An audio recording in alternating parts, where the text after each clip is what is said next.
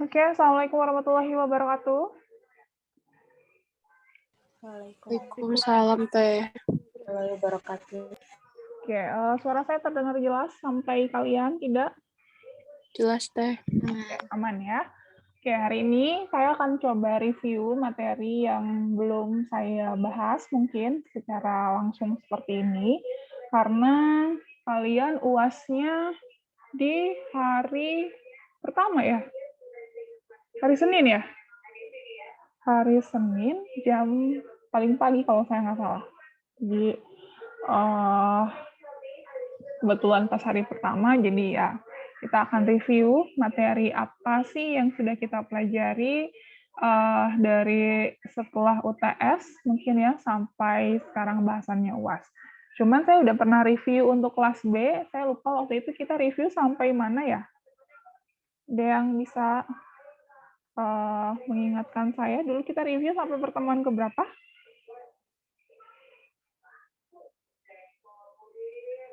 Yang kelas B?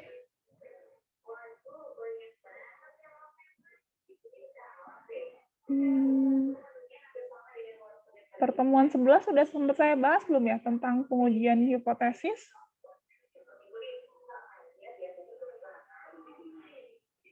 Belum kayaknya Teh. Belum. Di kelas B udah pernah Teh. Oh, di kelas B udah ya, Rata-rata berarti dari sampai ujian. pengujian hipotesis rata-rata atau proporsi? Rata-rata. Oke. Oke, bahasan kita dari UTS sebenarnya lebih mengarah ke, oke ini masih ada deskriptif, lalu sebagian besar itu udah banyaknya ke statistika inferensi. Bagaimana kita melakukan sebuah inferensi atau mengeneralisasi informasi dari sampel yang nanti akan berguna juga buat populasinya. Salah satu caranya adalah dengan melakukan pengujian hipotesis. Mungkin saya akan fokus di pengujian hipotesis saja. Pengujian hipotesis, apa saja yang kita lakukan? Di sini yang sudah dibahas adalah pengujian hipotesis rata-rata, lalu ada uji median, lalu ada uji proporsi, baik untuk yang kasusnya satu sampel maupun yang dua sampel. Ya, yang dua sampel itu pertemuan 13 dan 14. Gitu ya.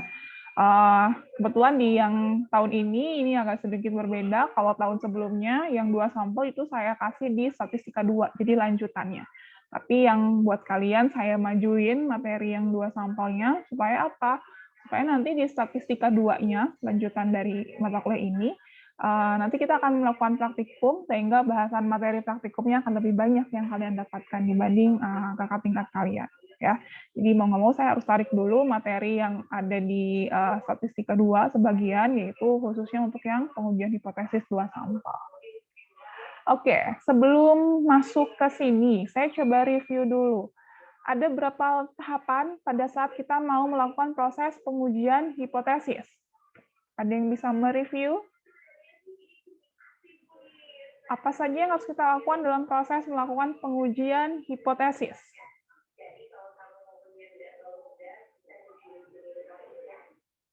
Ada berapa tahap?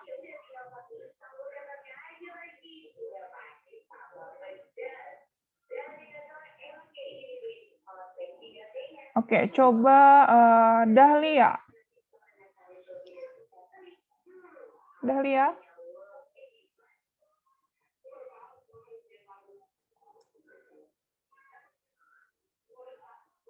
Oke, nggak ada. Fikar, coba Fikar, review Fikar. Bagaimana proses kita melakukan pengujian hipotesis, Fikar?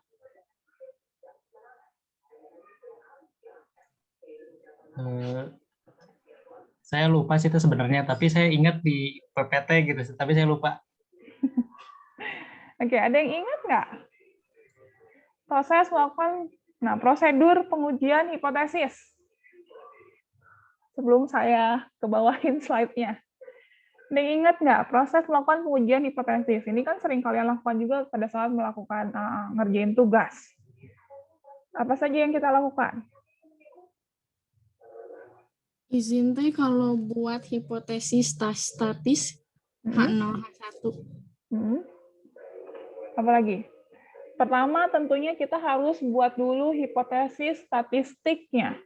Di hipotesis statistik pasti kita tuliskan ada H0, ada H1. Ya, Iya. apalagi Alika? Yang kedua, buat signifikansinya. Oke, tentukan nilai alfa atau nilai signifikansi kita. Itu yang langkah kedua. Langkah ketiga, Membedakan, statistik uji. oke, menghitung ujinya. nilai statistik ujinya. Tuh. Yang keempat, Membandingkan nilai yang sudah dihitung atau kriteria uji. oke. Tadi udah ngitung nilai statistik uji, lalu yang berikutnya adalah kita bandingkan dengan nilai kriteria uji. Biasanya di situ kita akan bandingkan dengan nilai tabel. Terakhir, Membuat simpulan. betul. Jadi ada tolak H0 atau Iya. enggak. Di langkah terakhir tentunya karena tadi kita membandingkan pasti akan menghasilkan sebuah kesimpulan. Kesimpulannya kita menerima H0 atau menolak H0. Oke, terima kasih Alika. Jadi itu ya 5 tahapan yang harus kita lakukan pada saat kita melakukan proses pengujian hipotesis. Mau apapun hipotesis yang kita ujinya. Ya, jadi yang pertama tadi kita buat dulu hipotesisnya. Kalau hipotesis statistik pasti dia akan ada H0, ada H1. Pada saat kita bikin H0, H1 jangan lupa karena namanya hipotesis statistik, maka yang kita tuliskan di sana adalah nilai atau simbol dari parameter. Ya. Kalau rata-rata simbol dari parameter itu apa? Rata-rata, simbol parameternya apa? Ini sering saya ulang-ulang. Tuh, ada kok di slide saya itu. Rata-rata, simbolnya apa? X garis atau mu? Mu teh. Mu. Kalau X garis punyanya siapa? Statistik. Nggak tahu. Punya siapa? Kalau X garis punyanya siapa? Punya sampel atau punya populasi? Sampel teh. Punya sampel. Ya. Jadi kalian harus ingat, apa yang kita tuliskan di H0 sama H1 itu adalah kepunyaannya populasi atau biasanya kita sebut istilahnya parameter. Jadi nanti tergantung yang ditanya ini apa. Kalau yang ditanya ini adalah rata-rata, berarti kita harus menuliskan rata-rata untuk populasi itu simbolnya apa ya? Oh, simbolnya mu. Berarti nanti H0-nya mu bla bla bla, H1-nya mu bla bla bla gitu ya. Oh, kalau nanti yang ditanyainnya adalah proporsi, berarti kita harus tuliskan simbol proporsi untuk populasi. Itu simbolnya adalah pi. Ya, di sini udah ada di slide. Berarti yang saya tuliskan di H0, H1 itu harus pi bla bla bla dan H1-nya adalah pi bla bla bla. Ya, itu di H0 dan H1. Lalu berikutnya, pada saat kita menentukan H0, H1, terutama pada saat kita menuliskan H1, itu akan sangat menentukan nanti arah pengujian kita. Ada yang kita sebut pengujian satu arah, ada yang kita sebut pengujian dua arah. Apa bedanya satu arah dengan dua arah?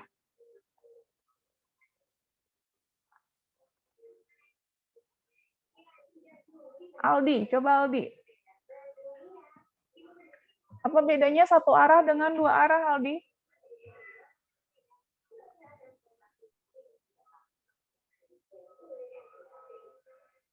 Ini pada kemana ya? Iya, Teh. Ya, apa bedanya satu arah dan dua arah, Aldi?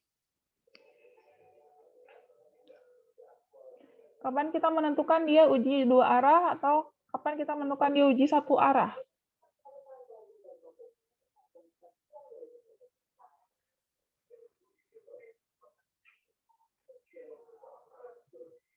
Ada yang bisa jawab?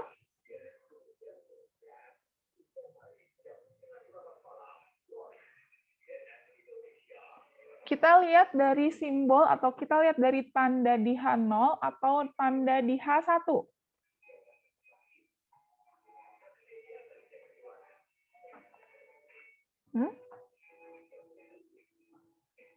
Tanda di H0 atau tanda di H1?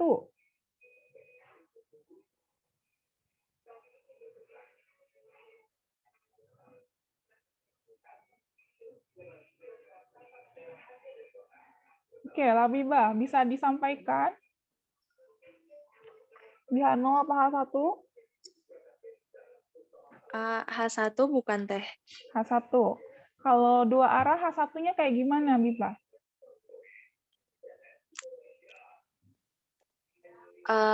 Kalau dua arah, sebenarnya saya juga agak lupa sih teh. Kalau nggak salah memang tergantung ke soalnya nggak sih? Kayak kalau misalnya di soalnya itu apa ya? Nggak tahu teh, takut salah. Nggak apa-apa, Sok. Sepemahaman kamu aja dan seingat kamu, Sok, nggak apa-apa.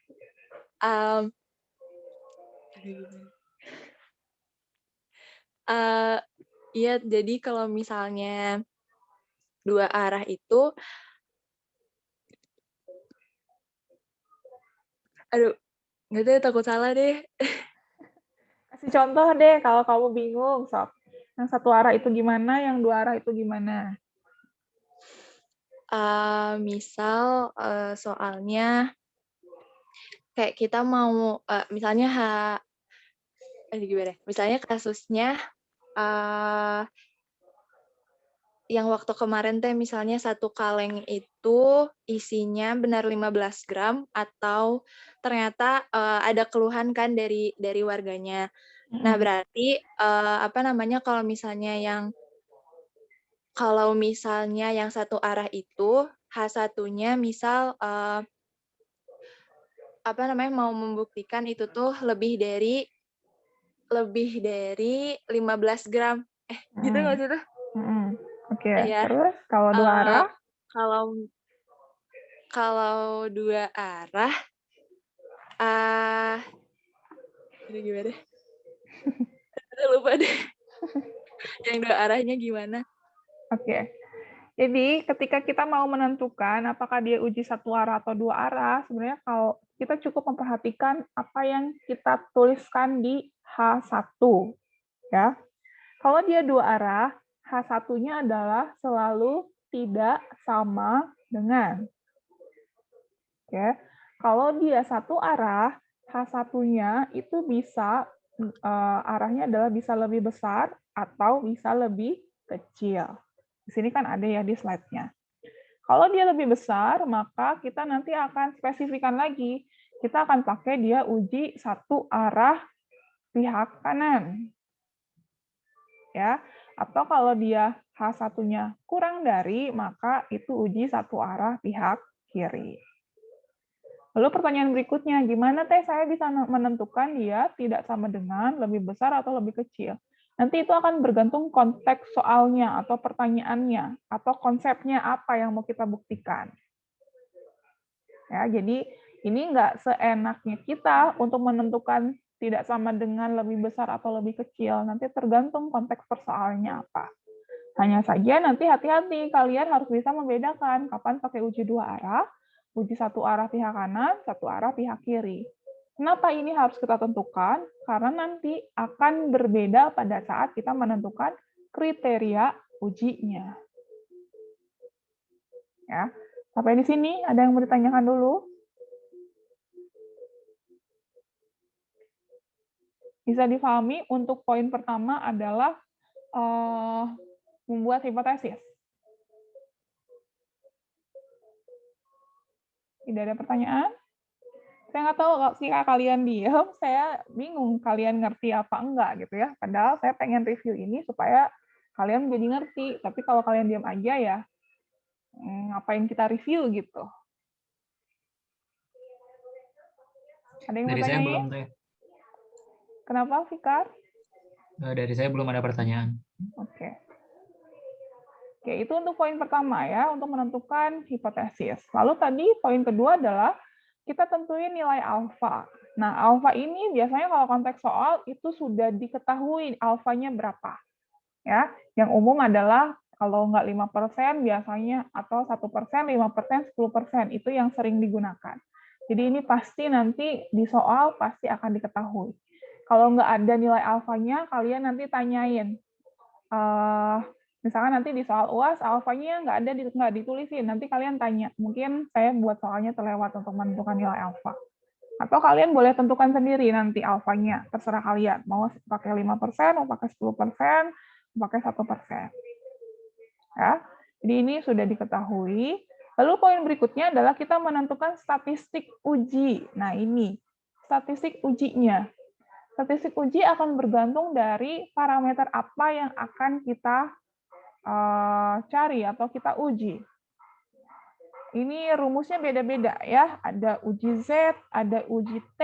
Mungkin kalau di uji hipotesis rata-rata ada uji Z gitu ya. Tapi kalau sigmanya tidak diketahui, nanti kita akan pakai uji T gitu ya, dan seterusnya.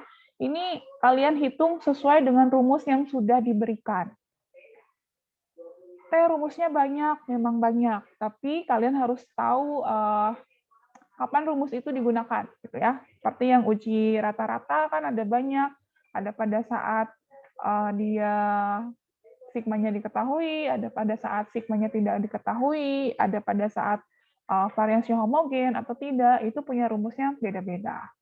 Ya, jadi statistik uji ini disesuaikan dengan rumus yang sudah diberikan. Mau ujinya uji apa? Nah, lalu nanti berikutnya kita akan punya kriteria uji. Dari kriteria uji ini nanti, kalau tadi di nilai atau di tahapan sebelumnya ini adalah based on rumus, kita nyari nilai Z, kita nyari nilai T, itu pakai rumus.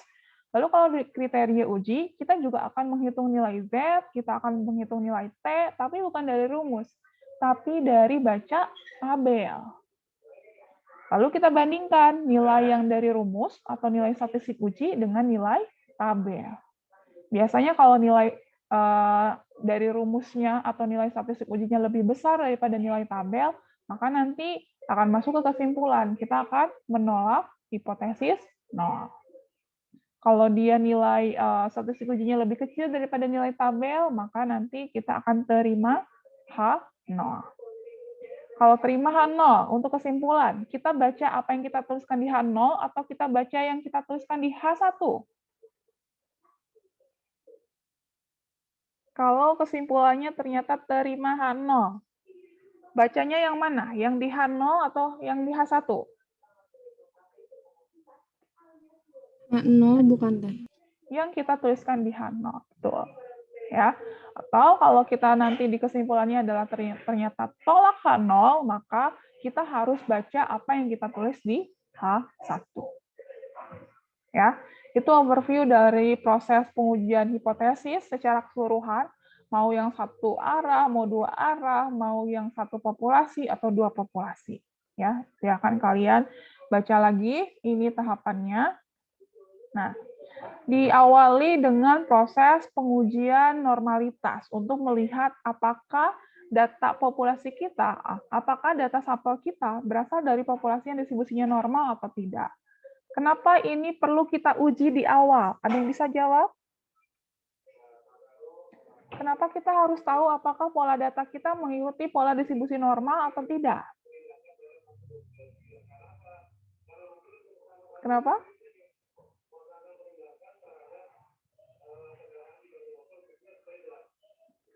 Supaya kita bisa menentukan nanti analisis pengujiannya itu akan pakai analisis yang parametrik atau analisis yang non-parametrik. Ya, itu juga nanti rumusnya akan berbeda antara yang parametrik dengan yang non-parametrik.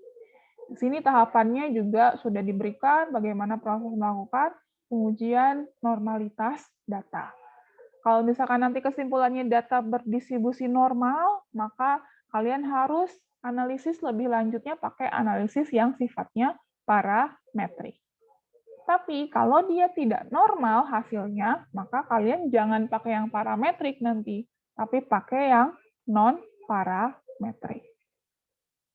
Ya, contohnya, misalkan untuk yang kasusnya Nah, ini ya, untuk kasus satu sampel, baik itu uji rata-rata dan uji median.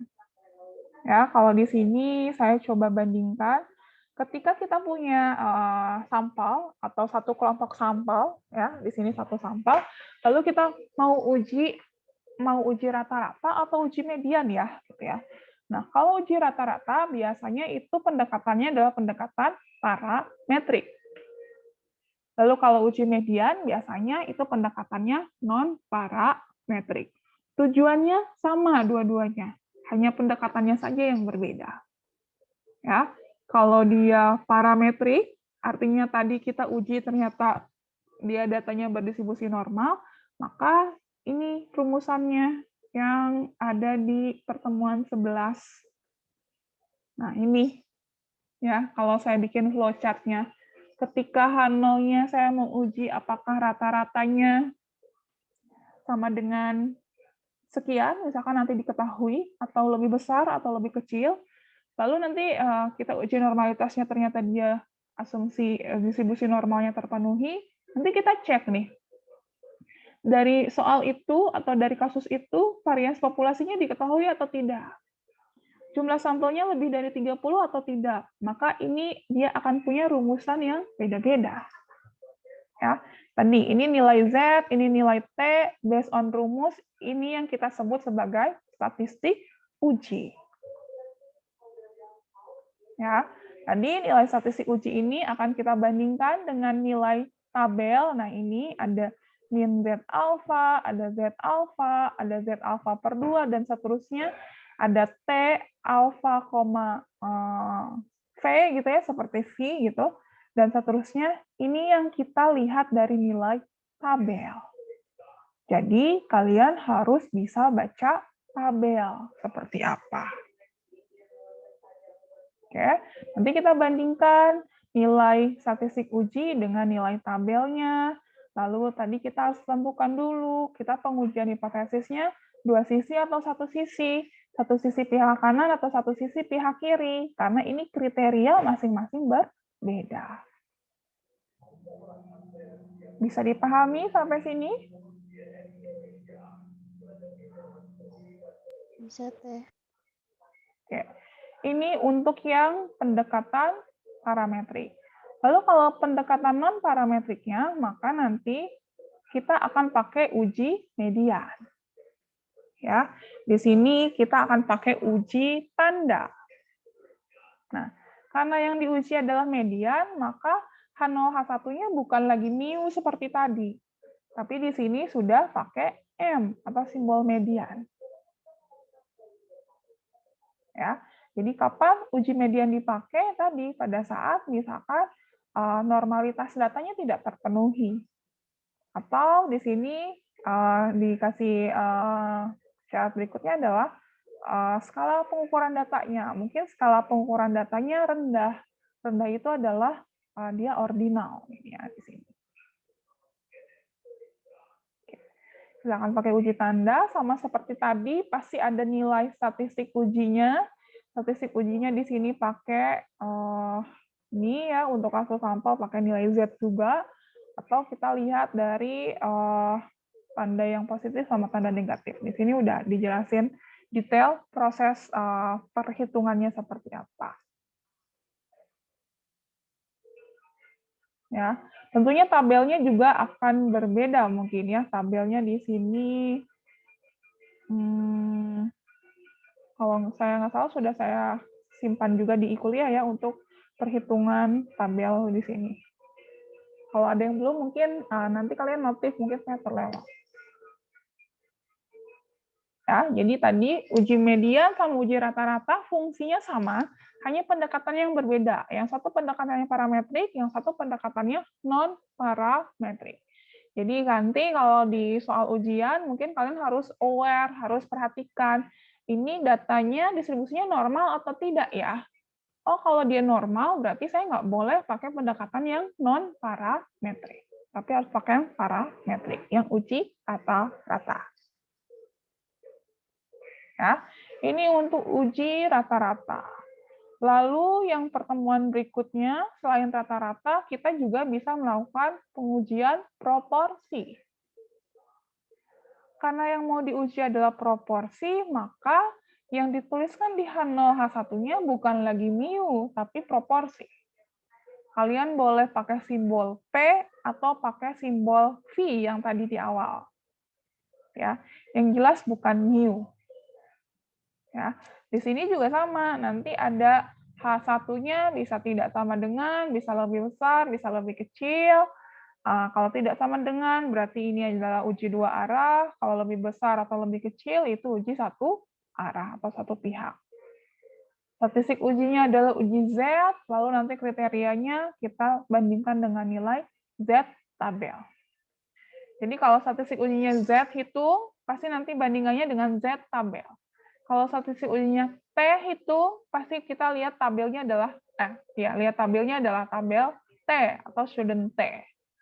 Kalau nanti statistik ujinya adalah F hitung, maka nanti bandingkannya dengan nilai F tabel. Jadi selalu berpasangan seperti ini. Ya, ini untuk uji proporsi. Jadi nanti dari soal, kalian harus bisa mengidentifikasi, ini yang ditanyainnya apa ya? Rata-rata kah atau proporsikah? Atau misalkan nanti varians kah mungkin misalkan. Ya. Oke, silakan. Ada yang mau ditanyakan sampai sini? Untuk ini masih yang satu populasi. Bisa dipahami penjelasannya?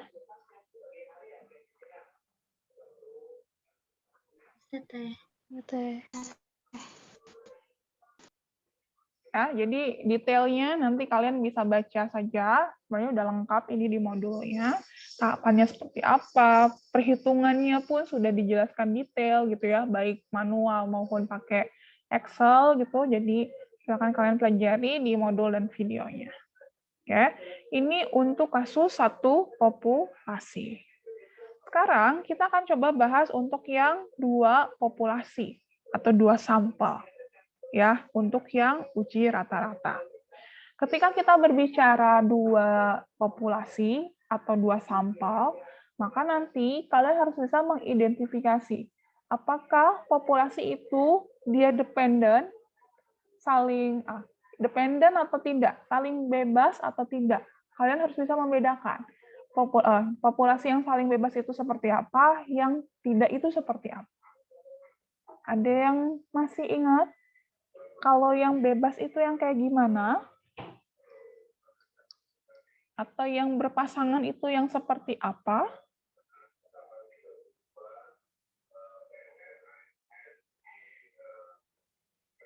Coba, Corina, ada Corina?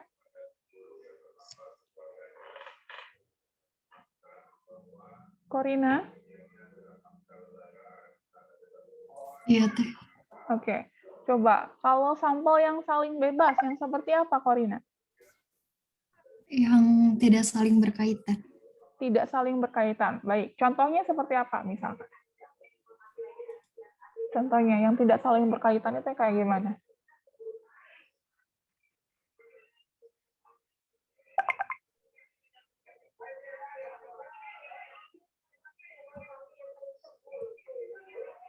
Kita kasih contoh?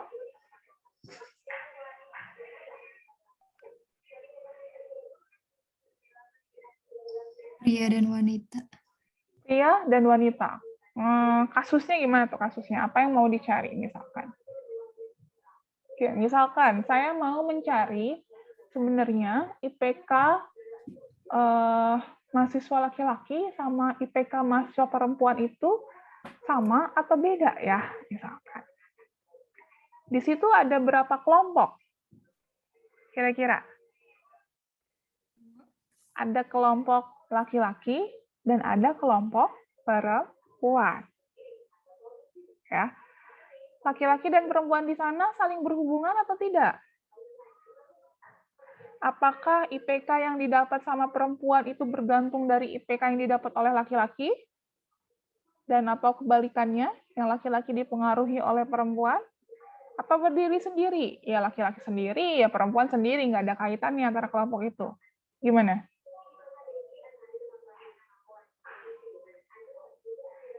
Berdiri sendiri teh. Berdiri sendiri, tidak ada keterkaitan antara kelompok yang laki-laki dengan kelompok yang perempuan. Ketika kalian bisa mengidentifikasi itu, oh ini mah kelompok laki-laki nggak ada kaitannya sama kelompok perempuan. Berarti itu adalah kelompok yang saling bebas.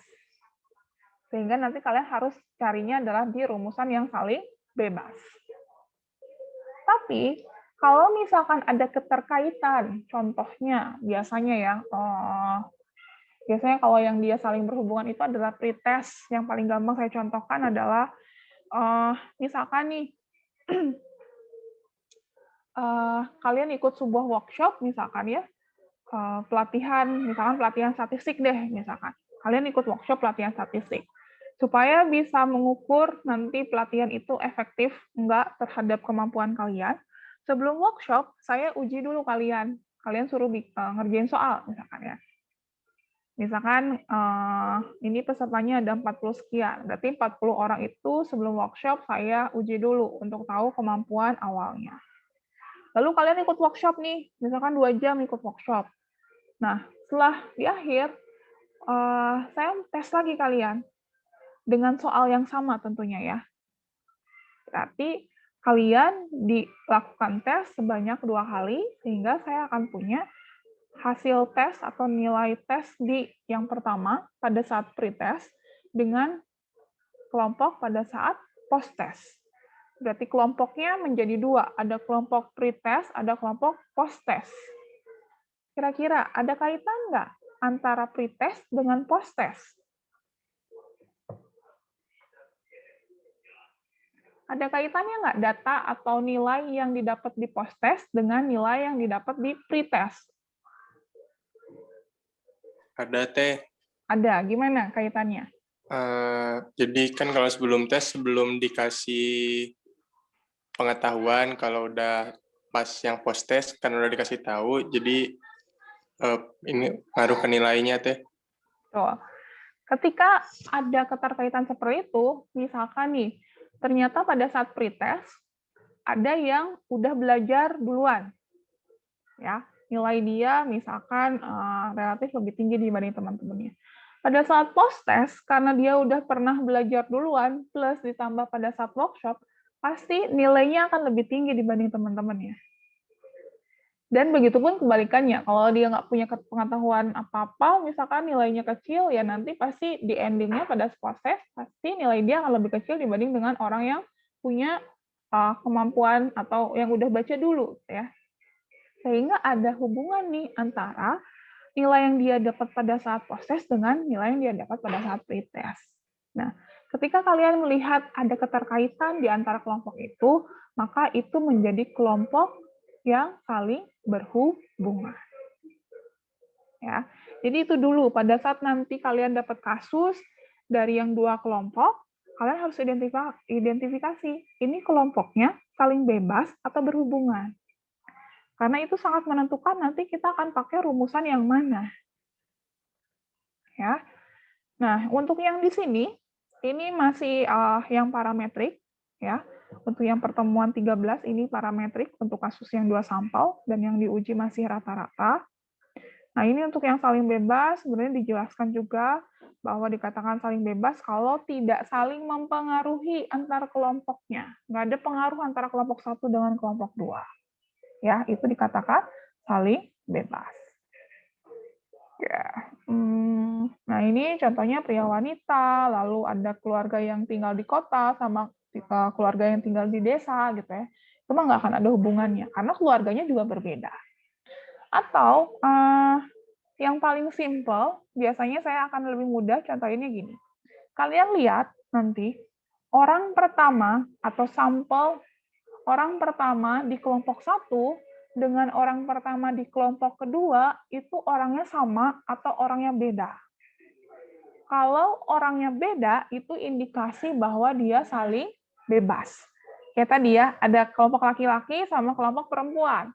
tentunya orang pertama di kelompok laki-laki itu akan beda dengan orang pertama di kelompok perempuan. Nah, ketika orangnya beda, maka itu salah satu ciri bahwa dia kelompoknya saling bebas. Tapi kalau orangnya sama tadi, misalkan Fikar nih, Fikar dihitung pretest sama posttestnya seperti tadi.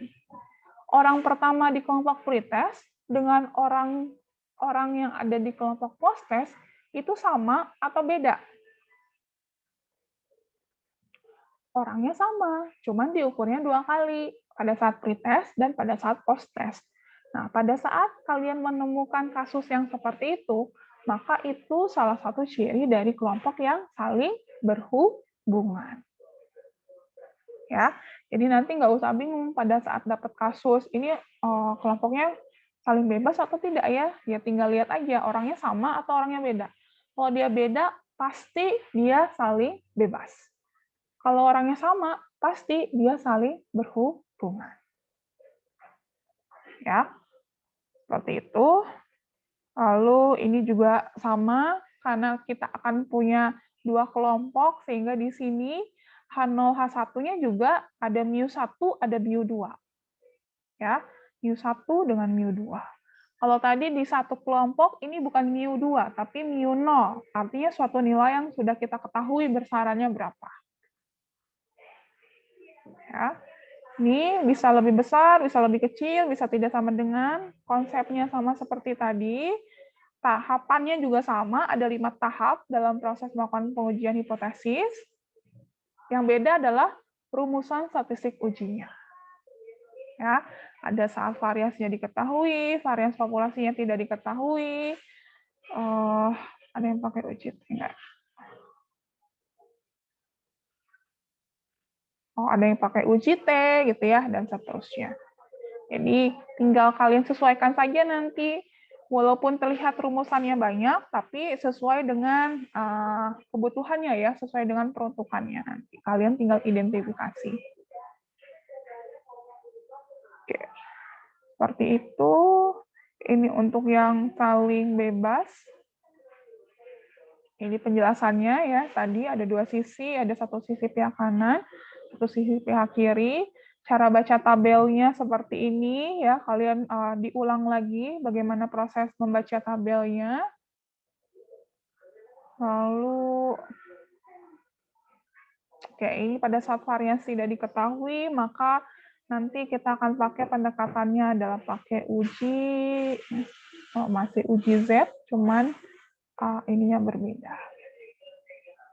Nah, di sini kriterianya, ya, ini memudahkan saja sebenarnya. Kalian boleh pilih salah satu mana yang kalian lebih pahami. Ketika kita mau menentukan kriteria pengujian, kalau tadi saya jelaskannya, kita bandingkan dengan nilai tabel. Tapi pada saat prakteknya akan lebih mudah ketika kita pakai istilahnya adalah nilai p-value. Ya, mungkin di video sudah dijelaskan oleh Bu Teti ya atau Pak Kudus. Jadi kalian boleh pakai tabel, boleh pakai p-value. Nanti di statistika 2 kita akan lebih banyak, terutama ketika kita akan pakai software, kita akan pakai kriteria yang p-value, bukan tabel. Karena kalau kalian pakai tabel, kalian harus punya nilai, harus punya tabelnya. Kemana-mana harus buka tabel. Ribet gitu ya. Sehingga nanti kita akan pakai, ketika kita pakai software atau kita pakai Excel, kita akan pakai kriteria yang p-value. Sementara sekarang, karena kalian diajarkannya 2, kalian boleh memilih salah satu.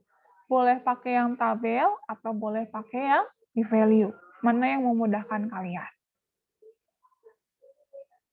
Ya, di caranya sudah dijelaskan juga. Ini untuk yang saling bebas, gitu ya. Lalu nanti ada juga yang saling berhubungan. Nah, ini 2 sampel saling berhubungan atau berpasangan. Namanya juga pasangan, jadi udah sepaket. Ya, atau berhubungan, berarti pasti ada keterkaitan antara kelompok satu sama kelompok yang keduanya. Di sini juga Bu Teti sudah menjelaskan, dikatakan berpasangan pada saat kapan, gitu ya. Ini ada 5 kondisi, suatu sampel bisa kita katakan dia saling berpasangan, gitu ya. Jadi kalau yang tadi saya jelaskan, pretest sama posttest, ini lebih ke ini, yang poin pertama untuk kasus eksperimen. Sebelum dan sesudah, karena ini orangnya pasti sama. Objek pertama atau orang pertama, subjek pertama, pasti dia diukur sebelum, diukur sesudah. Kalau ini konteksnya adalah eksperimen.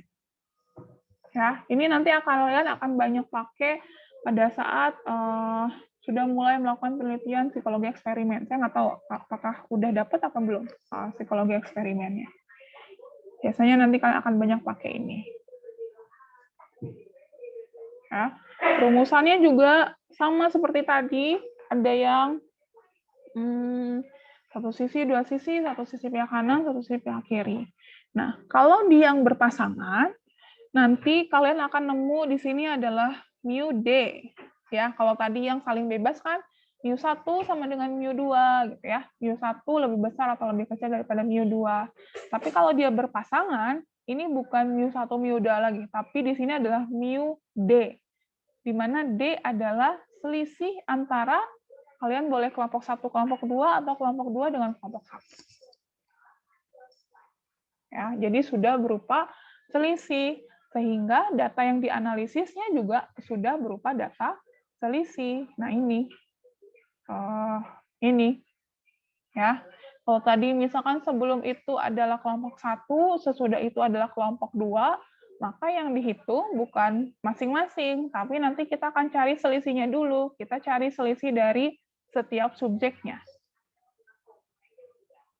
Ya, karena tadi adalah berpasangan. Jadi kita harus treatment-nya barengan. Beda dengan yang tadi saling bebas. Kita cari masing-masing X-bar-nya, kita cari masing-masing S-nya. Kalau di sini kita cari X-bar dan S-nya dari nilai selisihnya.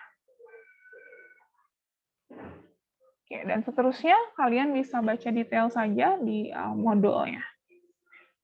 Oke, silakan. Ada yang mau ditanyakan tentang ini?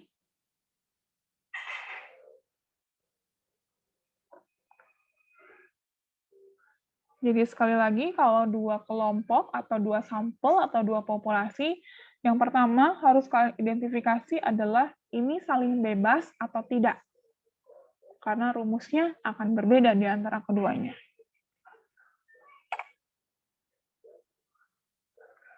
Ya. Ini di bahasan pertemuan 13, ini untuk konteks yang parametrik. Lalu yang pertemuan hari ini, pertemuan 14, ini adalah konteks untuk dua kelompok yang non-parametrik. Sama, non-parametrik juga ada yang saling bebas, ada yang tidak. Kalau dia saling bebas, maka nanti ketika dia non-parametrik, maka pakai ujinya uji Mann-Whitney. Kalau dia berhubungan, maka nanti ujinya adalah uji Wilcoxon. Ya, tahapannya sudah dijelaskan juga detail sekali di sini. Oke, silakan. Ada yang mau ditanyakan?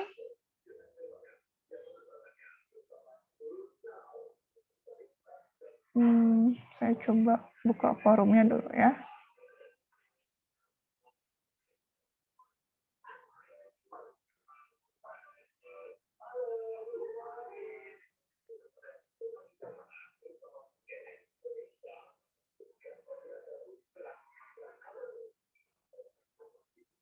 Oke, ini justru nggak diisi forumnya.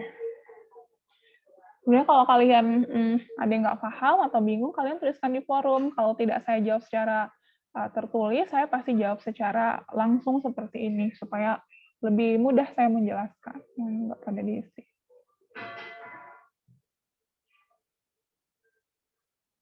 Silakan, ada yang mau tanyai?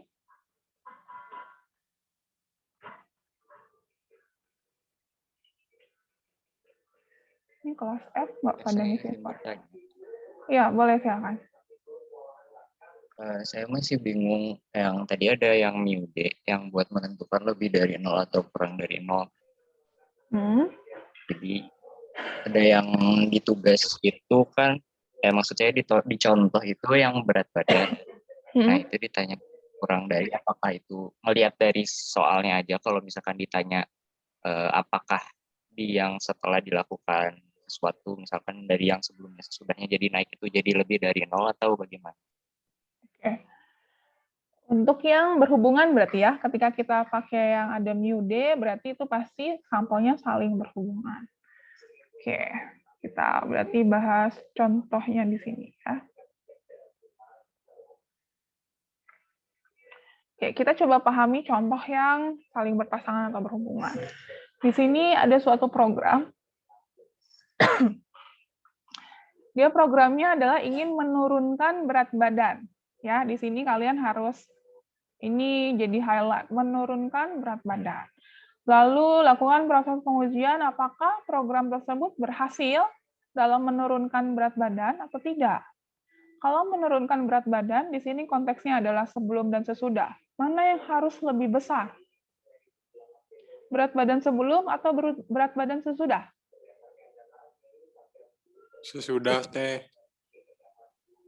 Di sini konteksnya adalah menurunkan berat badan. Mana yang harus lebih besar? Sebelum. Oh, yang sebelum. Nah, itu harus kalian pahami konteks dari permasalahannya. Ketika ini yang ditanyakan adalah programnya program diet, ya, apakah program dietnya berhasil atau tidak, berarti kalau berhasil, dia harus turun berat badannya. Artinya kalau turun, berarti berat badan di sebelum harus lebih besar dibanding dengan yang sesudah. Bisa dipahami sampai sini? Nah, karena ini konteksnya adalah tadi, nah kita cek. Datanya seperti ini ya. Ini ada 10 orang. Orang pertama, ini sebelumnya adalah 56 kilo. Lalu sesudah dietnya 40 kilo. Orang pertama di sebelum dengan orang pertama di sesudah, ini orangnya sama atau beda? Sama. Orangnya sama. Tadi saya kasih keyword ke kalian, ketika orangnya sama, berarti itu ciri kelompok yang saling berhubungan. Ya, oke. Lalu berikutnya adalah bagaimana untuk menentukan di sininya proses pengujian hipotesisnya, gitu ya. Nah, tadi ketika kita mau menghitung yang kasusnya adalah berhubungan, maka kita harus menghitung selisihnya. Selisihnya kalian boleh pakai mau sebelum kurang sesudah atau sesudah kurang sebelum, itu boleh yang mana saja. Asalkan kalian harus menuliskannya di awal. Kalian menulis selisihnya yang mana. Karena nanti nilainya pasti akan berbeda. Ketika saya pakai, misalkan ini, sebelum itu saya tulisnya misalkan Y, ini adalah X misalkan ya, sesuai dengan yang di sini. Oh, kebalik. Ini adalah X, ini adalah Y. Kalau saya pakai sebelum kurang sesudah, selisih yang pertama berapa? X kurang Y. Berapa nilainya? Ini saya pakai 16, Teh. X kurang Y. Berapa? 16. 16. Kalau saya pakai pemisalannya adalah sesudah kurang sebelum. Berapa? Min 16. Min 16. Kalian mau pakai yang mana? Terserah kalian. Mau pakai yang 16 atau mau pakai yang min 16, asal harus kalian definisikan dulu di awal. Kalian nyari selisihnya itu yang mana. Sampai di sini paham? Oke. Nah, sekarang berikutnya adalah kalau misalkan saya pakai pemisalan yang pertama nih, yang ini. X min Y. Sebelum kurang sesudah. Berarti selisihnya adalah X min Y. Tadi yang diminta adalah apakah dia mampu menurunkan berat badan atau tidak. Ya, di soalnya adalah dia mampu menurunkan berat badan atau tidak. Berarti saya akan tulis di sini adalah H0, di sini adalah H1, ini adalah mu D, ini adalah mu D, di mana D-nya adalah X min Y sebelum kurang sesudah. Kalau dia menurunkan berat badan, berarti artinya apa? Selisihnya harus gimana dari kasus yang ini, X min Y? Harus lebih besar 0 atau lebih kecil 0 selisihnya?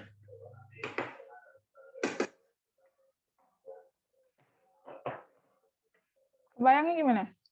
Kalau saya pakai X min Y, ya, untuk pemisahan yang pertama, sebelum kurang sesudah, kalau dia berhasil menurunkan berat badan, berarti berat badan sebelum harus lebih besar dibanding dengan yang sesudah. Benar nggak? Betul.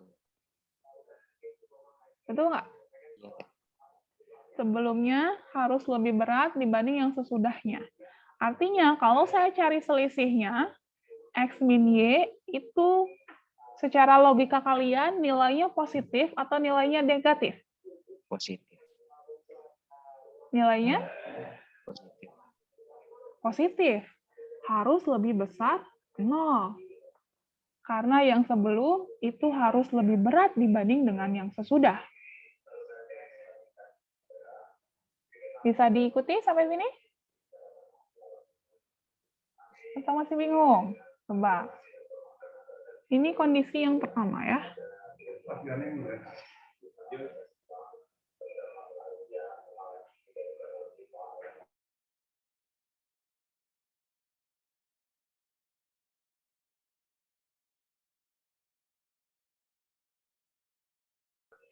Bisa dipahami ya? Jadi kalau konteksnya yang pemisahan pertama, itu nanti karena sebelum kurang sesudah, artinya yang X-nya lebih besar, nilainya dibanding dengan yang Y, berarti pasti dia selisihnya akan positif. Tapi kalau konteksnya pemisahan yang kedua, yang ini. Saya akan tulis ini H0, ini H1, ini mu D, ini mu D juga. Tapi D-nya adalah Y min X. Ini nilainya lebih kecil dibanding dengan X. Berarti kalau saya kurangin, nilainya positif atau negatif? Yang Y-nya lebih kecil dibanding yang X. Misalkan 2 dikurangi 4. Positif atau negatif? Negatif. Negatif. Berarti ini akan menjadi kurang dari 0. Ya, jadi pemisahan itu akan sangat menentukan kalian nanti bentuk H1-nya ini seperti apa. Nanti kesimpulannya akan sama, cuman prosesnya beda nanti. Kalau dia pakai pemisahan pertama, ini akan jadi uji satu sisi pihak kanan. Kalau kita pakai pemisahan kedua, ini akan jadi uji satu sisi pihak kiri. Bisa dipahami nggak? Bisa, Teh. Paham ya? Secara logikanya masuk ya? Iya, Jadi Teh. balik lagi, tergantung pemisalannya. Kalian mau misalkannya sebelum kurang sesudah atau sesudah kurang sebelum, karena nanti kita akan lihat dari sisi yang berbeda. Terjawab? Terjawab, Teh. Terima kasih. Oke. Silakan, ada lagi?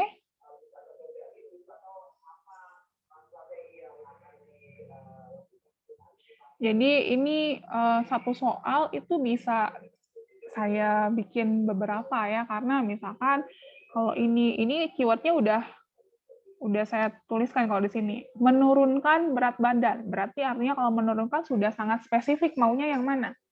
Oh, kalau menurunkan berarti keadaan setelah dietnya harus lebih kecil, berarti nanti pasti ada yang spesifiknya. Cuman hati-hati, apakah lebih kecil itu pasti kurang dari? Belum tentu, tergantung kita melakukan pemisalannya. Terbukti yang tadi dengan konteksnya sama, tapi pemisalannya beda, H1-nya bisa lebih besar, bisa lebih kecil. Tergantung konteksnya ya.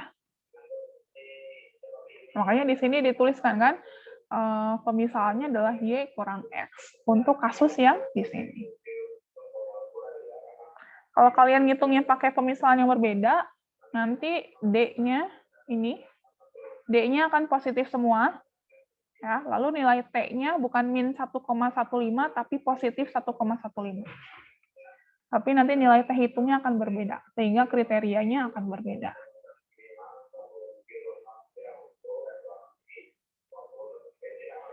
Oke, silakan. Ada yang mau tanyakan lagi? Masih ada waktu 5 menit.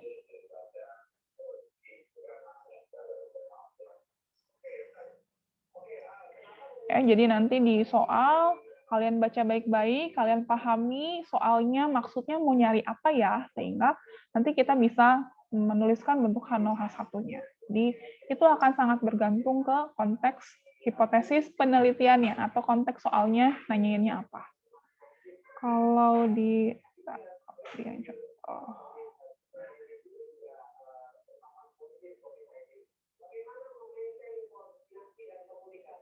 Oke, di sini. Nah, kalau di sini, misalkan sudah diketahui ini diasumsikan data berdistribusi normal. Artinya udah tahu dia distribusinya normal atau tidak, sehingga kalian tidak perlu lagi pakai uji normalitas yang tadi, yang saya jelasin.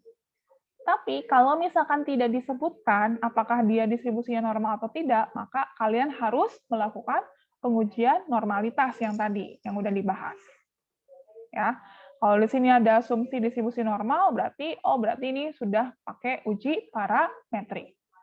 Tapi kalau misalkan asumsinya tidak berdistribusi normal, berarti jangan kalian pakai parametrik, tapi pakai pendekatan non-parametrik yang ada di pertemuan ke-14. Nih, ya, tinggal kalian baca lagi. Kalau dia saling bebas, berarti pakai uji Mann-Whitney. Kalau dia saling berpasangan, berarti pakai uji Wilcoxon. Ini baru 2 populasi ya. Nanti di statistika 2, bagaimana ketika kita membandingkan yang 3 populasi atau 3 kelompok, 4 kelompok, dan seterusnya, itu ada rumusannya lagi yang berbeda. Jadi secara konsepnya harus kalian pahami tahapan-tahapannya apa aja sih. Gitu. Oke, silakan. Ada yang mau tanyakan?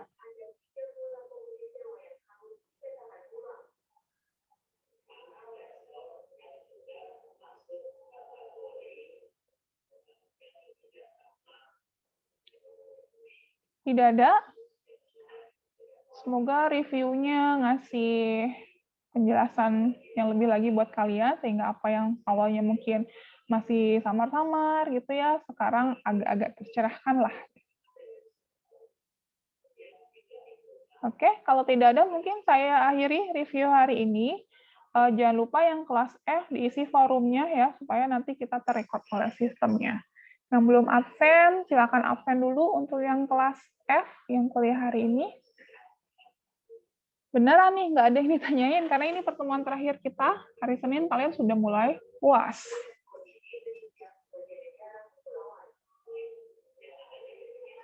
Oke, kalau tidak ada, berarti saya bisa akhiri pertemuan hari ini. Nanti Zoom kali ini nanti saya upload juga di YouTube, nanti saya share linknya ke kalian. Ya. Kalau tidak ada, saya akhiri pertemuan hari ini. Semoga apa yang saya sampaikan bisa lebih dipahami lagi oleh kalian, dan nanti kalian diberi kemudahan dalam menjawab soal ujiannya. Ya, saya tutup. Assalamualaikum warahmatullahi wabarakatuh.